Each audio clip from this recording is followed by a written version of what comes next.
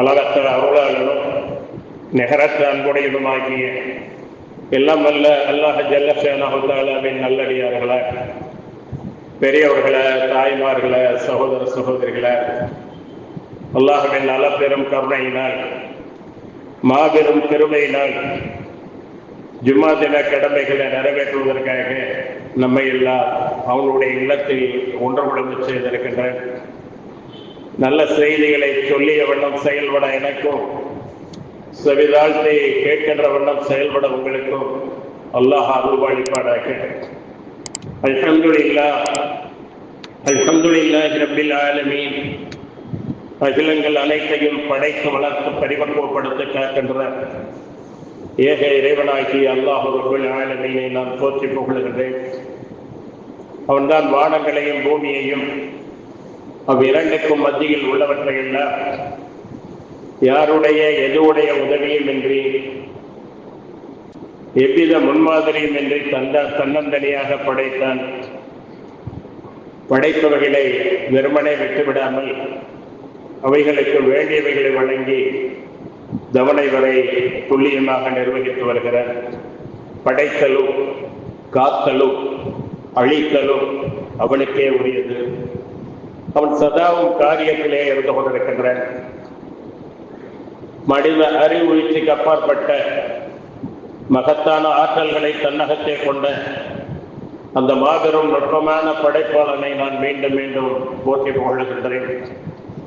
உயிரினும் மேலான நபிகள் முஹம்மது ஸல்லல்லாஹு அலைஹி வஸல்லம் அவர்களின் மீதும், அவர்களுடைய குடும்பத்தவர்கள் மீதும், அவர்களுடைய தோளோடு தோளொட்டில் என்று சத்தியத்திற்கு சான்று பகர்ந்த சத்திய தீனுல் இஸ்லாமிய மார்க்கத்திற்காக தங்களை அர்ப்பணிக்க முன்வந்த உத்தம தோழர்களான சஹாபா பெருமக்கள் மீதும், அவர்களை தொடர்ந்து வந்த தாபிஈன்கள், தபஉ தாபிஈன்கள், இன்னும் அல்லாஹ்வையும் இறுதி நாளையும் உறுதியாக நம்பிக்கை கொண்டு அந்த நம்பிக்கையின் அடிப்படையில் செயல்படக்கூடிய நம் அனைவரின் மீதும் அந்த ஏக இறைவனின் சாந்தியும் சமாதானமும் அருளும் அபிவிருத்தியும் என்றும் என்ற அளவட்டமாக என்று பிரார்த்தித்தவனாக ஆரம்பம் செய்கின்றேன். அஸ்ஸலாமு அலைக்கும் வரஹ்மத்துல்லாஹி வபரகாத்துஹு. சூழ்ச்சியாளர்களுக்கெல்லாம் மிகப்பெரிய சூழ்ச்சியாளன் படைத்த ரப்புல் ஆலமீன். காலகாலமாக இஸ்லாத்துடைய அல்லாஹுடைய எதிரிகளுக்கு அவர்களை ஆடவிட்டு, அக்கிரமம் செய்ய விட்டு, அநியாயங்கள் செய்ய விட்டு, இறுதியிலே ஒரே பிடியாக அல்லாஹ் சுப்ஹானஹு வ தஆலா பிடித்திருக்கின்றார். அந்த வரிசையில் ஃபிரௌன் என்பவன் ஆணிக்கார ஃபிரௌன், அழிச்சாட்டியக்கார ஃபிரௌன், அநியாயக்கார ஃபிரௌன், கொடுங்கோலன் ஃபிரௌன், சர்வாதிகாரி ஃபிரௌன். அது மட்டுமல்ல, அன ரப்புக்குமல் ஆலா, வணக்கத்திற்குரிய பெரிய தெய்வம் நான் தான் என்று பறைசாற்றி எகிப்து நகர மக்களை எல்லாம் அவனை வணங்க வைத்துக் கொண்டிருந்தான். அப்படிப்பட்ட ஒரு மோசமான ஆட்சி அதிகாரங்கள் அவனுக்கு கொடுக்கப்பட்டதற்காகவே அதை துஷ்பிரயோகம் செய்து பனி இஸ்ராயல்களை கொடுமைப்படுத்தி அவர்களுக்கு அவருடைய ஆண் குழந்தைகளை பிறந்தவுடன் அறுத்து கொலை செய்து பெண் மக்களை உயிரோடு வாழ விட்டு வந்தார். يذبحون أبناءكم ويستحيون نساءكم وفي ذلكم بلاء من ربكم عظيم. அவன் உங்களின் பெண் மக்களை உயிருடன் விட்டு ஆண் மக்களை, ஆண் குழந்தைகளை பிறந்தவுடனேயே கொண்டு வந்தான். இதிலே உங்களுக்கு பெரிய சோதனை இருக்கிறது என்று பனி இஸ்ராயல்களை பார்த்து அல்லாஹ் கூறுகின்றான். இந்த ஃபிரௌன் பனி இஸ்ராயல்களுடைய வம்சம் தலைத்து விடக்கூடாது, மேலோங்கி விடக்கூடாது, அவர்களை சிறுமைப்படுத்தி வைக்க வேண்டும், சித்திரவதை செய்ய வேண்டும், அவர்களுக்கு கடினமான வேலையை கொடுக்க வேண்டும், அவர்களை இழிவாகவும் கேவலமாகவும் நடத்த வேண்டும் என்பதற்காக அவர்களுக்கு சொல்லொன்னா துன்பங்களை சிறைகளை அடைத்து செக்கிழுத்து வைத்து இன்னும் ஏராளமான கொடுமைகளை தொடர்ந்து செய்து கொண்டே இருந்தார். அவனுக்கு ஜோதிடர்களால் சொல்லப்பட்டது, எந்த பனி இஸ்ராயல்களை நீ கொடுமைப்படுத்துகிறாயோ, அவர்களை சித்திரவதை செய்கிறாயோ, அவர்களில் இருந்தே ஒருவன் உன்னை வந்து கொள்ளுவார்.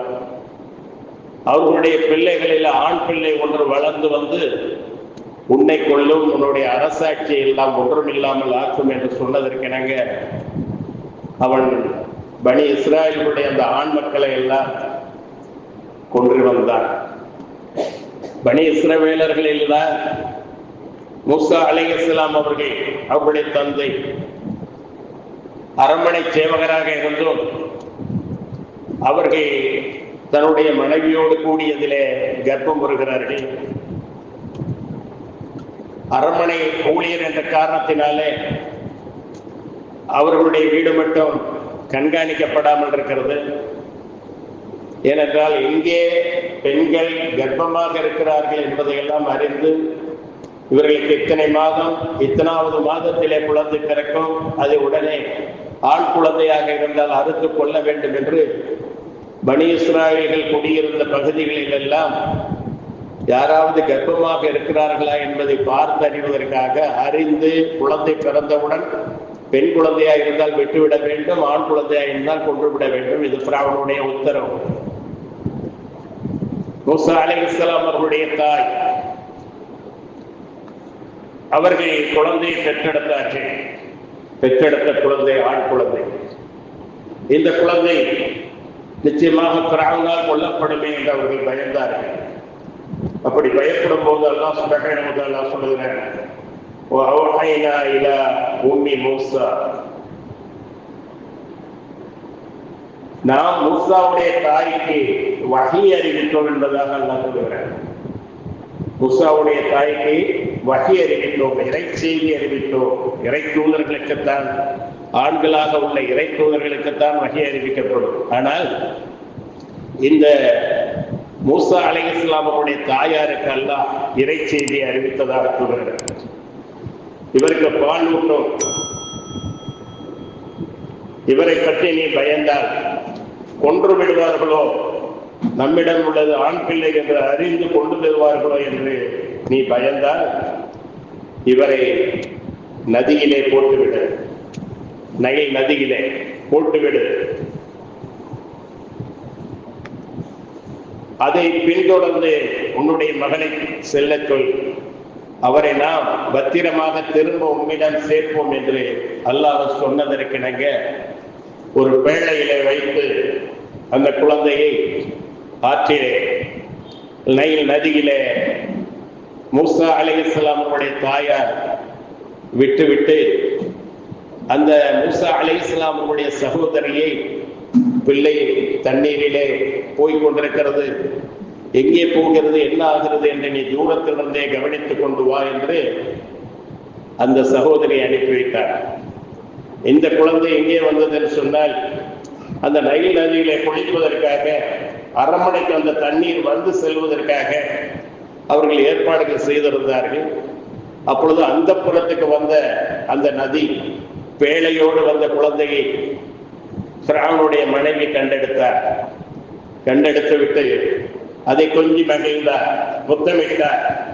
தன்னுடைய கணவரிடம் சொன்னார், இந்த குழந்தையை பாருங்கள், நமக்கு கண்குளிர்ச்சியாக இருக்கிறது, அழகான குழந்தையாக இருக்கிறது, நமக்கு கண்குளிர்ச்சியாக இருக்கின்றது. இந்த குழந்தையை நீங்கள் கொன்று விடாதீர்கள், இது நம்முடைய அரண்மனையிலேயே வளரட்டும், இதை நாம் நம்முடைய தத்தெடுக்கும் பிள்ளையாக, வளர்ப்பு பிள்ளையாக ஆக்கி கொள்ளலாம் என்று கணவரை சம்மதிக்க வைத்து அந்த குழந்தை அந்த அரண்மனையில வளரும்படியாக அல்லாஹ் செய்தார். எந்த குழந்தை இந்த அரண்மனை ஒன்றுமில்லாமல் ஆக்குமோ, எந்த குழந்தை இந்த அரண்மனைக்கு சொந்தக்காரனான ஃபிரௌனை அழிக்குமோ, அப்படிப்பட்ட குழந்தையை அல்லாஹ் அந்த அரண்மனையிலேயே வளர வைத்தான், வாழ வைத்தான். ஒவ்வொரு செவிலித்தாயாக பால் இருக்கும், வேறு பிள்ளை பெற்றிருப்பார்கள், அவர்களிடம் பால் இருக்கும், வந்து கொடுப்பார்கள். இந்த பிள்ளைக்கு ஒவ்வொரு செவிலி தாயாக வந்து பால் கொடுக்கிறார்கள். எந்த தாயிடமும் அந்த குழந்தை பாலை அருந்தவில்லை, அழுது கொண்டே இருக்கிறது. உடனே அந்த சகோதரி வந்து இந்த குழந்தையை பேணி வளர்க்கவும் பால் ஊட்டவும் ஒரு தாயார் இருக்கின்றார்கள், நான் அழைத்து வரட்டுமா என்று கேட்டபோது, ஆம் அவசியம் அழைத்து வாருங்கள், பிள்ளை அழுது கொண்டே இருக்கிறது என்று சொன்னவுடன் அவர்கள் மூசா நபி அலைஹிஸ்ஸலாம் அவர்களுடைய தாயாரிடம் சென்று, அம்மா குழந்தைக்கு நீங்கள் பால் ஊட்ட வாருங்கள், நான் அனுமதி பெற்று விட்டேன் என்று சொன்னபோது அந்த குழந்தைக்கு அவர்கள் பால் ஊட்ட சென்றார்கள். அந்த சொந்த தாயை பார்த்தவுடன் குழந்தை என்ன செய்தது? அழுகையை நிறுத்திவிட்டு பாலை குடித்தது. ஆக எந்த குழந்தையை பற்றி அவர்கள் பயந்தார்களோ அந்த குழந்தையை அவர்களே பாலூட்டி வளர்க்கக்கூடிய விதத்தில அல்லாஹுடைய எதிரியை அழைப்பதற்காக அல்லாஹ் ஏற்பாடு செய்திருக்கின்ற இந்த மூசா அலைஹிஸ்ஸலாம் அவர்கள் அந்த அரண்மனைகளிலே வளரவும் அல்லாஹ் சுப்ஹானஹு வ தஆலா மிகப்பெரிய கிருபை செய்திருந்தான். அவன் என்ன செய்தான்? எந்த குழந்தையாக இருந்தாலும் கொள்ளு, அதிலே ஒன்றுதான் என்னை கொல்லப் போகிறது, ஆகவே பிறக்கின்ற ஆண் குழந்தைகள் அத்தனையும் கொள்ளு என்று சொன்னான். ஆனால் அவன் செய்த அத்தனைக்கும் மாறாக அல்லாஹ் அவனுடைய சூழ்ச்சியை செய்தான். எந்த குழந்தை உன்னை கொல்லுமோ அந்த குழந்தையை உன்னால் கொல்லவே முடியாது. அது மட்டுமல்ல, அந்த குழந்தை உன்னுடைய அரண்மனையிலேயே வளரும் என்று அல்லாஹ் சுப்ஹானஹு வ தஆலா அவர்களுக்கே தெரியாமல் அவர்களுடைய எதிரியை அந்த அரண்மனைகளை வளர வைத்தார், வாழ வைத்தார். இவர்கள் வாலிபமாகிவிட்டார்கள். வாலிபமானவுடன் அந்நரகத்தின் அந்த பட்டணத்தின் மனிதர்கள் எல்லாம் ஓய்வெடுத்து கொண்டிருக்கக்கூடிய நேரத்தில் அவர்கள் என்ன செய்தார்கள் சொன்னால், அங்கே போனார்கள். அரண்மனையை சார்ந்த மூசா அலைஹிஸ்ஸலாம் அவர்களுடைய உறவினரும் மூசா நபி அலைஹிஸ்ஸலாத்திற்கும் அந்த உறவினருக்கும் பகிவனான ஒருவனும் சண்டையிட்டுக் கொண்டிருக்கிறார். மூசா நபியை அவன் உதவிக்கு அழைத்தார். யாரு? உறவினன் உதவிக்கு அழைக்கின்றார். உடனே இவர்கள் என்ன செய்கிறார்கள்? அவனுக்கு உதவி செய்வதற்காக போய் பிடித்திருக்கிற அவனை விட்டுவிட என்று சொல்கிறார். அவன் விடவே இல்லை, பிடித்துக் கொண்டே இருக்கின்றான். அவர் இறந்து விடுவார் போல் இருக்கிறது. யார்? மூசா நபியுடைய உறவினன் இறந்து விடுவான் போல் இருக்கிறது. அந்த அளவுக்கு அவன் இறுக்கமாக பிடித்திருக்கிறான். விடு விடு என்று சொல்லியும் விடவில்லை. மூசா அலைஹிஸ்ஸலாம் அவர்கள் அவனை ஒரே ஒரு குத்து தான் குத்தினார்கள். ஒரு குத்து தான். அவன் கதையை முடித்து விட்டார். அவன் இறந்து விட்டான். அல்லாஹ் சுப்ஹானஹு வ தஆலா இதை பற்றி சொல்லும் போது, கால ரப்பி இன்னி லலம்து நஃப்ஸி ஃபஅஃபிர்லி ஃபஅஃபர் லஹு இன்னஹு ஹுவல் கஃபூருர் ரஹீம். என் இறைவா, எனக்கே நான் தீங்கிழைத்து விட்டேன், எனவே என்னை மன்னிப்பாயாக என்றார். அவன் அவரை மன்னித்தான். அவன் மன்னிப்பவன், மிகப்பெரிய அன்புடையவன். அது மட்டுமல்ல, இன்னும் அவர்கள் சொல்கிறார்கள், என் இறைவா, நீ எனக்கு அருள் புரிந்ததால் நான் குற்றவாளிகளுக்கு மேல் உதவி செய்யவே மாட்டேன் என்றும் அவர்கள் சூளுரைக்கிறார். அடுத்த நாள் பயத்தோடு மூசா நபி அலைஹிஸ்ஸலாம் அவர்கள் அதே ஊருக்குள்ளே, எகிப்துக்குள்ளே செல்லும் போது, அரண்மனையிலிருந்து வெளிவந்த அந்த ஊருக்குள்ளே செல்லும் போது, அந்த உதவிக்கு அழைத்த உறவினர் மீண்டும் ஒருவரோடு சண்டை போடுகின்றார். நீதான் மோசமானவன், நீதான் கொம்பெழுக்கக்கூடியவன், உனக்காக உதவி செய்ய வந்து நான் ஒருவரை கொன்றுவிட்டேன் என்று சொல்லி அவரை விட்டுவிட, சண்டையை நிறுத்துங்கள் என்று சொல்லி போனவுடன் இவன் என்ன செய்து விட்டான் என்று சொன்னால், நேற்று ஒருவனை கொன்றதை போல மூசாவே என்னை கொல்லப் போகிறீரா என்று சத்தமிட்டு விட்டான்.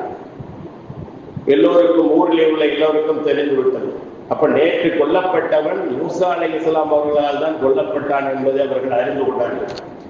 அவர்கள் அறிந்து கொண்ட பிறகு அரண்மனைக்கு செய்தி எட்டி அவர்கள் வந்து பிடிப்பதற்கு முன்னால் ஊரின் கடைக்கோடியில் வந்து ஒருவர் வந்தார். மூசாவே, இதற்கு மேல் இந்த எகிப்திலே நீங்கள் இருக்காதீர்கள், இருந்தால் அவர்கள் உங்களை கொன்று விடுவார்கள், கொலைக்கு கொலை பழிக்கு பழி வாங்கி விடுவார்கள், ஆகவே நீங்கள் சென்று விடுங்கள், உங்களுடைய நலம் நாளக்கூடியவனாக நான் இருக்கிறேன் என்று சொன்னவுடன் மூசா அலைஹிஸ்ஸலாம் அவர்கள் அந்த இடத்தை விட்டோம் அவர்கள் அந்த ஊரை விட்டும் தூரமாகி மத்தியன் நகரத்திற்கு அவர்கள் வந்தார்கள். அந்த நேரத்தில் தான் ஆடுகளை மேய்த்து கொண்டிருந்தவர்கள் எல்லாம் அந்த நீர் நிலையிலே, அந்த துறையிலே அவர்கள் நீர் பாய்ச்சி கொண்ட ஆடுகளுக்கு தண்ணீர் புகட்டி கொண்டிருந்தார்கள். அப்ப அந்த ஆடுகளுக்கு தண்ணீர் போட்டி கொண்டிருக்கின்ற அந்த நேரத்திலே ஒவ்வொரு ஆண்களாக வந்து அவர்களுடைய ஆடுகளுக்கு தண்ணீர் காட்டி சென்று கொண்டிருக்கின்றார்கள். 2 பெண்கள் ஓரமாக இருக்கின்றார்கள். 2 பெண்கள் ஓரமாக இருந்தவுடன் அந்த பெண்களிடம் மூசா அலைஹிஸ்ஸலாம் அவர்கள் கேட்கிறார்கள், நீங்கள் ஏன் இவ்வாறு நிற்கிறீர்கள்?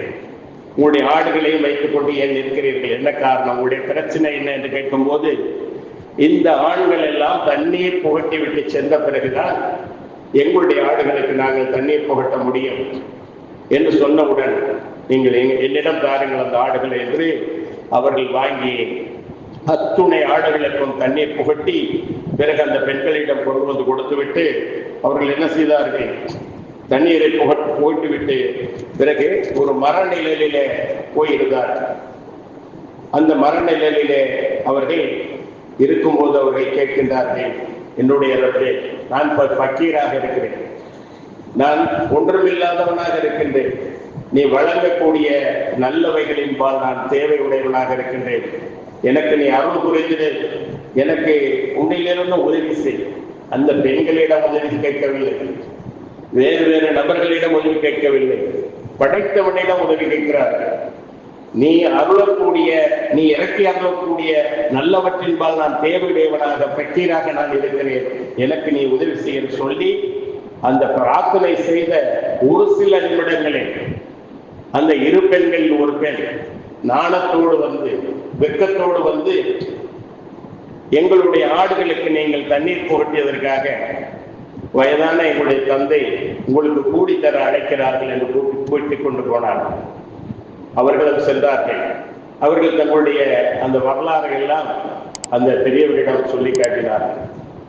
அவர்களை விட்டு நீங்கள் வெகு தூரமாகி வந்து விட்டீர்கள், ஆகவே அதை பற்றி நீங்கள் என்ப பயப்பட வேண்டாம் என்று சொன்னவுடன் அந்த 2 பெண்களில் ஒரு பெண், உங்களுக்கும் வயதாகிவிட்டது, இவரோ பலசாலியாக இருக்கிறார், நல்லவராக இருக்கிறார், ஆகவே இவரை நீங்கள் வேலைக்கு அமர்த்தி கொண்டு ஆடுகளை மேய்ப்பதற்காக வேலைக்கு அமர்த்தி கொண்டால் நல்லது என்று சொன்னவுடன் அப்பொழுது அவர்கள் மூசா அலைஹிஸ்ஸலாம் அவர்களிடம் சொல்கிறார்கள், மூசாவே, என்னுடைய 2 பெண்களில் ஒரு பெண்ணை உங்களுக்கு மனம் முடித்து தருகிறேன்.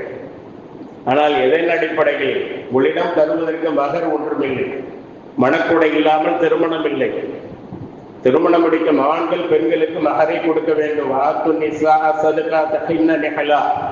அல்லாஹ் சொல்கிறான், நீங்கள் மனம் முடிக்கும் மணப்பெண்களுக்கு மணக்கொடையை நீங்கள் மனம் வந்து சந்தோஷமாக கொடுத்து விடுங்கள் சொல்கிறார். இப்பொழுது இவர்களிடம் ஒன்றுமில்லை, இருப்பினும் நான் என்னுடைய 2 பெண்களில் ஒரு பெண்ணை உங்களுக்கு திருமணம் முடித்து தருகிறேன்.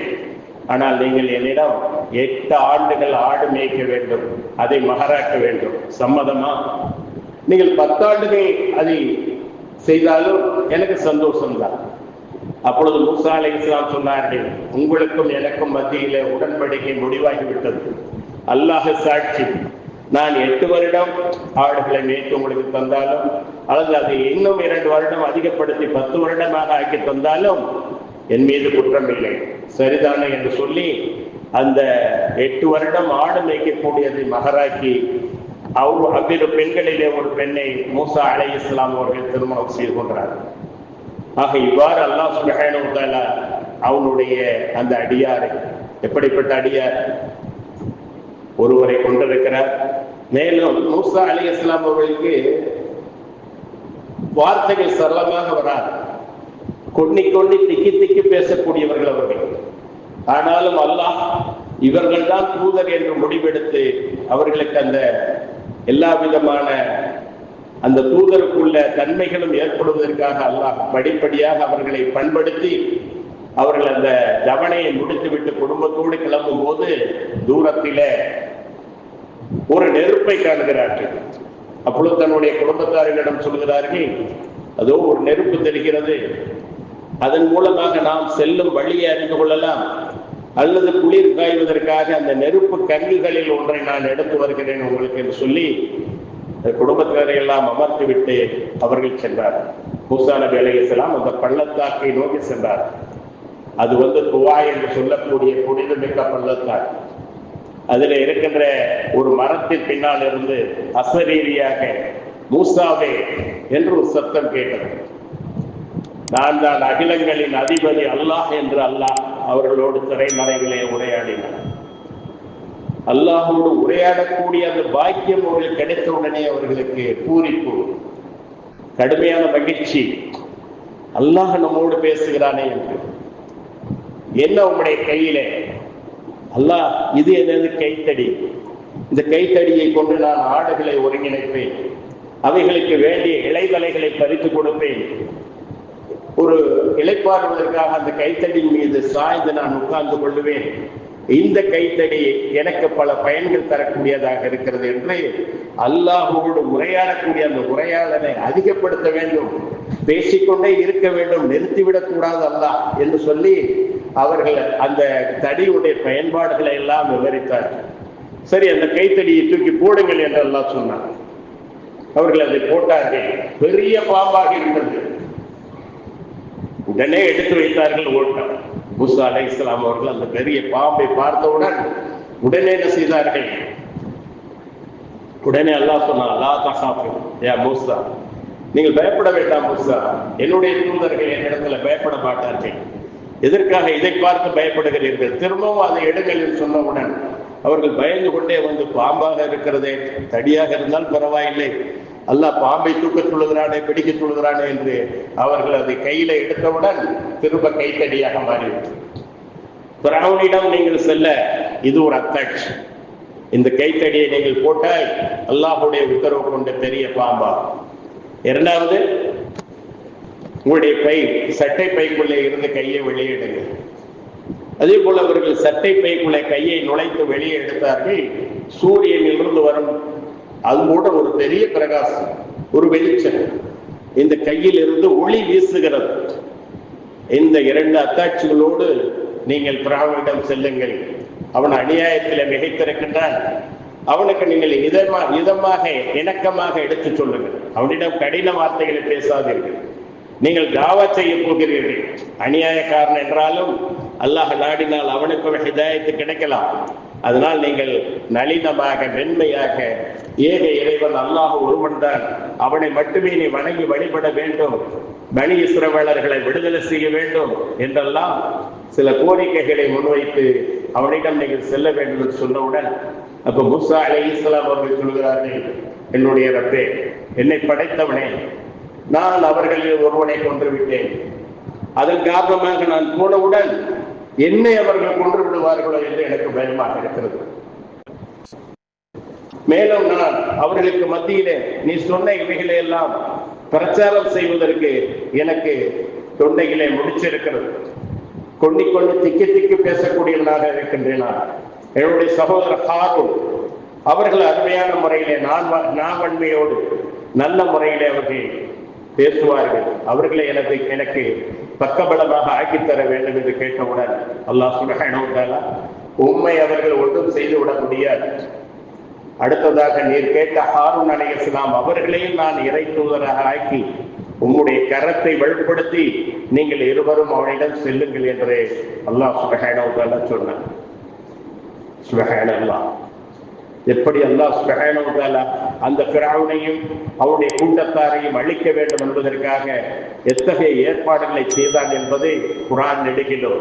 மூசா நபி அலைஹிஸ்ஸலாம் அவர்களுடைய வரலாறு தான் குர்ஆனிலேயே அதிகப்படியாக சொல்லப்படுகிற வரலாறு.